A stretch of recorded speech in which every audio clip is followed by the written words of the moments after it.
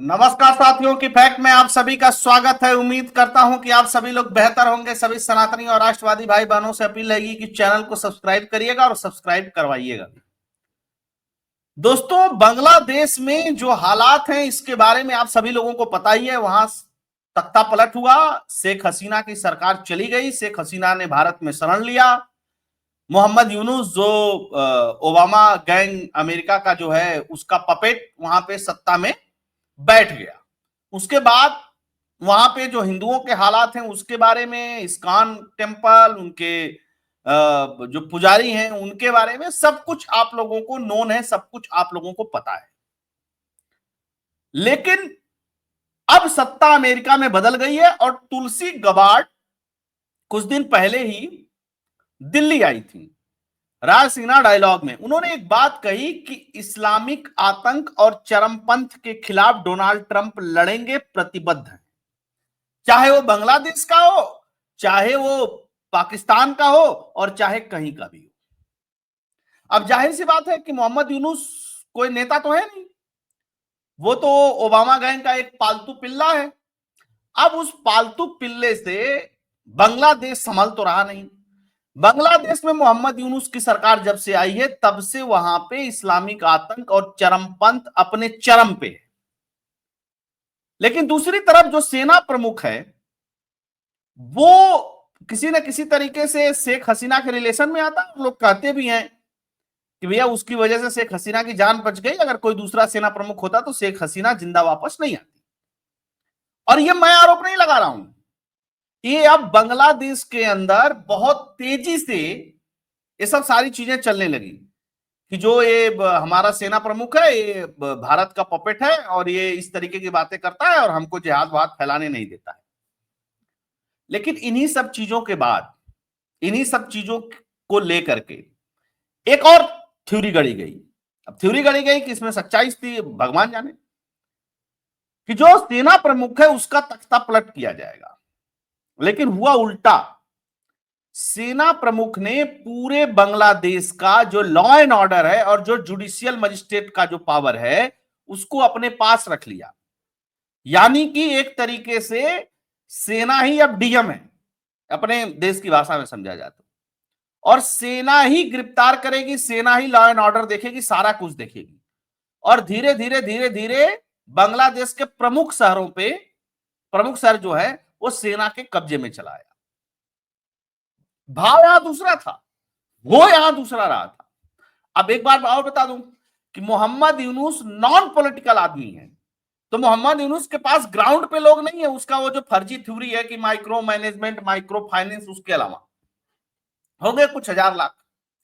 लेकिन मोहम्मद यूनुस जिन लोगों से घिरा हुआ है, जो और उसके साथ 11 और 13 लोग बने थे, वो मैक्सिमम इस्लामिक आतंक फैलाने वाले और चरमपंथी हैं।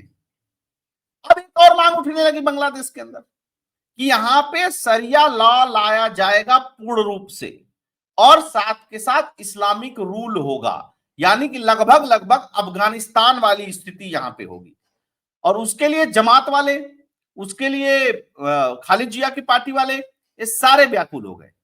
लेकिन सत्ता परिवर्तन जैसे हुआ वैसे ही शेख हसीना एक्टिव हो गई और बांग्लादेश का जो स्टेब्लिशमेंट है आज के डेट का, मोहम्मद यूनुस वाला, वो मांग करने लगा प्रधानमंत्री नरेंद्र मोदी से बात करने के लिए, भारत से बात करने के लिए, तमाम तरीके की चीजें। वहां का आर्मी चीफ, भारत के आर्मी चीफ से भी बात किया, बॉर्डर के इशू को लेकर के जो बीच में उठा हुआ था, ये सब कुछ होने लगा। अच्छा, बांग्लादेशी जो बात करते थे कुछ दिन पहले तक, और बांग्लादेशी क्यों, हमारे देश में रवि, आकाश बनर्जी, अजीत अंजुम, आशुतोष, ये सारे यही कहते थे कि बताइए हम लोगों ने शेख हसीना को अपने देश में रखा है, बांग्लादेश अगर मांग लेगा तो हम क्या करेंगे। पिद्दी सा देश है बांग्लादेश यार, कभी भी 4 थप्पड़ मार देंगे। बांग्लादेश सिर्फ भौंक सकता है भारत पे, उसकी हैसियत नहीं है लड़ने की। बांग्लादेश की हैसियत नहीं है लड़ने की, लड़ने की हैसियत तो बड़े बड़े देशों की नहीं है भारत से। तो बांग्लादेश क्या लड़ेगा। तो बांग्लादेश में कुछ नेताओं ने कहा कि नहीं नहीं हम शेख हसीना को वापस लाएंगे, ये करेंगे वो करेंगे, लेकिन इनकी औकात नहीं हुई कि एक बार कह दें भारत के ऑफिसर से कि भैया ऐसा है कि शेख हसीना पर मुकदमा चलाएंगे, हमको वापस दे दो। अब गेम उल्टा हो गया। अब गेम उल्टा हो गया। तो इस समय आर्मी चीफ ने, मतलब जब आप वीडियो देख रहे हैं उससे एक दिन पहले आर्मी चीफ ने अपने कोर कमांडर की मीटिंग बुलाई। जैसे ही कोर कमांडर की मीटिंग बुलाई, पूरे बांग्लादेश में फैल गया कि सत्ता परिवर्तन होने जा रहा है, तख्ता पलट होने जा रहा है, सेना अब जो है अपने कब्जे में लेगी और डेमोक्रेटिक एक सेटअप करेगी सेना जिसमें सारे पार्टी के नेता होंगे। इतना सुनने के बाद मोहम्मद यूनुस तो बेचैन हो गया। अब वो करे तो करे क्या। अब बताया जा रहा है कि मोहम्मद यूनुस और सेना प्रमुख के बीच में मीटिंग हुई है कि तुम कोई भी बड़ा फैसला नहीं लोगे सेना से पूछे बिना। कोई भी बड़ा फैसला तुम सेना से पूछे बिना नहीं लोगे। और सेना के पूरी तरीके से देश कब्जे में है। और जो सेना प्रमुख के तख्ता पलट करने की खबर थी, वो खबर गायब हो गई। तो आइए देखते हैं कि हो क्या रहा है बांग्लादेश में। बड़ा रोचक है सब कुछ। क्या बांग्लादेश में सच में होने वाला तख्ता पलट? मोहम्मद यूनुस ने क्यों बताया शेख हसीना, क्या बताया और शेख हसीना पर उगला जहर। जैसे ही एक खबर आई, मोहम्मद यूनुस ने कहा कि ये शेख हसीना की पार्टी वाले अफवाह उड़ा रहे हैं और सरकार को इस तरीके से करना चाहते हैं, सरकार को उस तरीके से करना चाहते हैं। अब जाहिर सी बात है कि शेख हसीना की पार्टी वाले अगर तुम्हारे खिलाफ इस तरीके की अफवाह या खबर उड़ा दे रहे हैं, यानी कि तुम्हारी हैसियत चवन्नी छाप हो गई है। क्योंकि जाहिर सी बात है, अमेरिका में जब तक बराक ओबामा समर्थित सरकार थी बाइडेन की, तब तक तो इसकी खूब चली, तब तक ये खूब भौंकता था। अब इसका भौंकना बंद हो गया है और संभवतः अमेरिका की तरफ जाना भी इसका बंद हो गया कि डोनाल्ड ट्रंप का कोई भरोसा नहीं कहेगा कि इसको हथकड़ी लगा के भर्ती करो यहीं पे। और कोई दुनिया का कोई देश कुछ कर भी नहीं पाएगा। अगर आज के डेट में मोहम्मद यूनुस को उठा करके ले जाए अमेरिका वाले, तो कोई देश बोलने वाला नहीं है। खुद इसके देश में कोई बोलने वाला नहीं है। यह स्थिति हो गई है क्योंकि वहां कंपनियां बंद हो गई है, बड़ी पैमाने पर बेरोजगारी फैल गई है और उधारी बहुत ज्यादा हो गई है बांग्लादेश के अंदर। तो स्थितियां बहुत सामान्य नहीं है। लेकिन दो चीज, इस्टेब्लिशमेंट से अलग बांग्लादेश में एक सिंपैथी गेन किया है भारत ने। वो सिंपैथी क्या गेन किया है? भारत ने इस तरीके से, जैसे अब हिंदुओं की जाहिर सी बात है कि हिंदुओं की आस जो है वो भारत की तरफ है। इसके अलावा जो शेख हसीना की पार्टी है, अब जाहिर सी बात है इतने दिन तक सत्ता चलाई है तो उसके फॉलोअर तो हैं ही हैं। उसके फॉलोअर भले ही मारे जा रहे हैं, वो दुबके हुए हैं, वो नहीं बोल रहे हैं, सहमे हुए हैं, डरे हुए हैं, लेकिन हैं तो हैं। अब उनको बूस्ट मिल रहा है और यूनुस का कि ये हम समझ रहे हैं कि ये लोग कौन लोग करा रहे हैं, किस लिए करा रहे हैं। अब डायरेक्ट तो भारत का नाम ले नहीं सकता पाकिस्तानियों की तरह कि रॉ करा रही है। दूसरी तरफ जो इनका दूसरा अब्बा था, नए नए में बना था मोहम्मद यूनुस का, पाकिस्तान। पाकिस्तान में बलूच वाला मुद्दा, टीडीपी वाला मुद्दा, सिंध के एरिया में जो मुद्दा है वह बहुत विकराल रूप ले चुका है। तो पाकिस्तान अब अपने ही मैटर में फंसा हुआ है। तो पाकिस्तान की बहुत हैसियत नहीं है कि अब वो कुछ करने की स्थिति में हो बांग्लादेश में या कोई इंटरफेरेंस करे।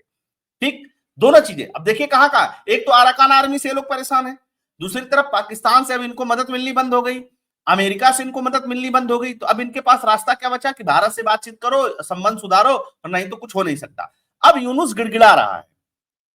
यूनुस क्यों गिड़गिड़ा रहा है? एक मीटिंग होने वाली है, उस मीटिंग में प्रधानमंत्री नरेंद्र मोदी का भी जाना अभी तो तय फाइनल नहीं हुआ है, लेकिन प्रधानमंत्री नरेंद्र मोदी जा सकते हैं। बांग्लादेशी कह रहे हैं हम पूरा तैयारी करके बैठे हुए हैं। भारत अभी तक कोई इस पे जवाब नहीं दिया है। जब तक मोहम्मद यूनुस की सत्ता हटेगी नहीं, तब तक भारत कोई जवाब देगा नहीं। मोहम्मद यूनुस की कोई हैसियत है नहीं बांग्लादेश के अंदर। आगे थोड़ा सा और बढ़ते हैं, देखते हैं क्या क्या चल रहा है। अब वकरुज्जमा ने क्या कहा, जो बांग्लादेश का प्रमुख है, उसने कहा कि हम देश की स्थिरता बनाए रखने के लिए अपने काम पर फोकस करना चाहिए। हमें अपने देश की स्थिरता बनाए रखने के लिए अपने काम पर फोकस करना चाहिए। मतलब काम पर फोकस का मतलब कि हम तो फोकस कर ही रहे हैं, जो सरकार सत्ता पत्ता जो चल रही है इसको भी फोकस करना चाहिए। समझदारी से काम लें। देश हमसे बहुत उम्मीद रखता है और उन उम्मीदों को पूरा करना हमारा कर्तव्य है। किसका कर्तव्य है? सेना प्रमुख का कर्तव्य है। मतलब ये अगला तैयार है, जैसे ही अमेरिका से सिग्नल मिलेगा सत्ता परिवर्तन तय है यूनुस का।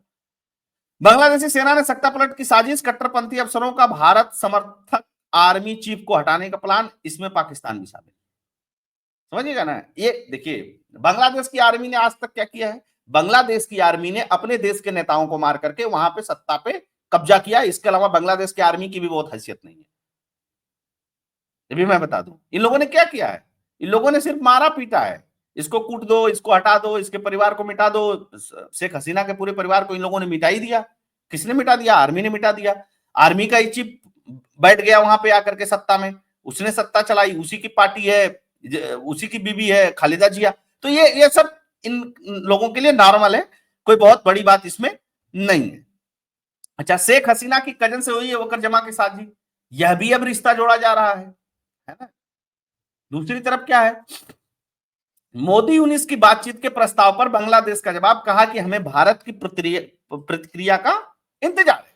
यानी भारत और बांग्लादेश के बीच काफी समय से रिश्ते ठीक नहीं चल रहे हैं, ये अब कहने लगे हैं बांग्लादेश के जो सत्ता में बैठे हुए लोग हैं। इसको सुधारने की जरूरत है। भारत बिम्स्टेक सम्मेलन में पीएम मोदी और मोहम्मद यूनुस की बैठक का, भारत को बांग्लादेश ने बिम्स्टेक के सम्मेलन में मोदी और मोहम्मद यूनुस के बैठक का प्रस्ताव भेजा था। उसके बाद बांग्लादेश ने बैठक की तैयारी कर ली, मगर भारत से अब तक कोई जवाब नहीं मिला है ना। पिछले दिनों बांग्लादेश ने भारत को पत्र भेजकर 2 से 4 अप्रैल तक थाईलैंड में होने वाली बिम्स्टेक सम्मेलन में पीएम मोदी और मोहम्मद यूनुस की बैठक का प्रस्ताव रखा, जिस पर भारत ने अब तक प्रतिक्रिया नहीं दी है। हालांकि अभी तय नहीं है कि पीएम मोदी सम्मेलन में शामिल होंगे या नहीं होंगे। बांग्लादेश के विदेश सचिव जसीम उद्दीन ने भारत बांग्लादेश संबंधों में तनाव की बात को स्वीकार किया। उन्होंने कहा कि दोनों नेताओं की द्विपक्षीय बैठक होने पर संबंधों को सुधारा जा सकता है। देखो भाई, जब तक डेमोक्रेटिक सेटअप नहीं होगा संबंध नहीं सुधरने वाले। मोहम्मद यूनुस ने क्या कहा? स्वतंत्रता दिवस के पूर्व संध्या पर देश को संबोधित करते हुए मोहम्मद यूनुस ने कहा कि लोगों को गुमराह करने के लिए एक के बाद एक झूठी जानकारी फैलाई जा रही है ताकि देश में अस्थिरता पैदा हो सके। अफवाह फैलाने के लिए नए नए तरीके अपनाए जा रहे हैं, एक तस्वीर को दूसरे तस्वीर से जोड़ा जा रहा है। मोहम्मद यूनुस, अभी तुम्हारे साथ कुछ नहीं हुआ है, तुम्हारे साथ बहुत बुरा होगा, इतना बुरा होगा तुम्हारे साथ कि तुम्हारा पूरा बुढ़ापा खराब हो जाएगा। ठीक है। अच्छा, कहा क्या रहा है कि शेख हसीना की पार्टी इसके लिए जिम्मेदार है, यानी कि ये मान रहा है कि शेख हसीना की पार्टी ये सब मजबूत है अभी भी बांग्लादेश के अंदर। अच्छा, और क्या हो रहा है बांग्लादेश में? बांग्लादेश में 7 महीने में कपड़े की 140 फैक्ट्रियां बंद, 1 लाख बेरोजगार। हसीना के तख्ता पलट के बाद देश छोड़कर भाग रही कंपनियों के मालिक है। और एक बात आप जान लीजिएगा, भूख से बड़ी कोई चीज होती नहीं है। दूसरी महत्वपूर्ण बात कि बांग्लादेश उठ रहा था शेख हसीना के समय पे। हालांकि यहाँ के तो थे बड़े खुश थे, अरे बाप रे बाप, स्टूडेंट ने प्रोटेस्ट कर दिया। भारत में भी कुछ लोग सपना देख रहे थे, मोदी को भी ऐसे हटाया जा सकता है, ऐसे किया जा सकता है, वैसे किया जा सकता है। खैर 3-4 राज्य में भाजपा ने पटक के इनको धोया, चुनाव हराया, उसके बाद ये सब औकात पे आ गए। अब ये 240 की बात नहीं करते। लेकिन महत्वपूर्ण क्या है, इस पूरे उसमें सेना प्रमुख को एक इशारा चाहिए सत्ता परिवर्तन करने के लिए। मोहम्मद यूनुस विरोध भी नहीं कर सकता, इवन पाकिस्तान की जनता भी मोहम्मद यूनुस के साथ नहीं है। जैसे ये खबर आई, फिर उसके बाद शाम होते होते मोहम्मद यूनुस ने एक सुफुगा और छोड़ दिया चुनाव का, क्योंकि चुनाव को लेकर के बांग्लादेश में जो पॉलिटिकल पार्टियां हैं वो लगातार दबाव बना रही है कि चुनाव करवाओ। और इस दबाव को बना रहा है सेना प्रमुख भी कि भैया चुनी हुई जब तक सरकार नहीं आएगी बांग्लादेश में स्थिरता कायम नहीं हो सकती है। तो मोहम्मद यूनुस ने कहा कि दिसंबर से लेकर के जून 2026 के बीच में चुनाव करा लिया जाएगा, यानी कि लगभग 1 साल के अंदर बांग्लादेश में चुनाव करा लिया जाएगा। यही मोहम्मद यूनुस कुछ दिन पहले तक कहता था कि हमें नहीं पता है कि बांग्लादेश में कब चुनाव होगा, जब तक हम संविधान नहीं बदल लेंगे, जब तक हम सब कुछ बदल करके सब ठीक नहीं कर लेंगे, तब तक हम चुनाव नहीं करवा सकते। और खालिदा जिया कहां बैठी हुई है? खालिदा जिया जाकर के लंदन में बैठी हुई है, वो बांग्लादेश में नहीं है, क्योंकि उसको पता था कि अगर बांग्लादेश में रहेंगे तो किसी दिन मेरी हत्या हो सकती है। तो ये है बांग्लादेश की स्थिति। तो आप मान करके चलिए कि बहुत लंबे समय तक यह सब कुछ नहीं चलने वाला है। मोहम्मद यूनुस जितने दिन सत्ता पे दिखाई दे रहा है, किसी दिन एकदम से खबर आएगी कि मोहम्मद यूनुस पेरिस भाग गया। पेरिस में इसका घर है और ये वहीं भागेगा।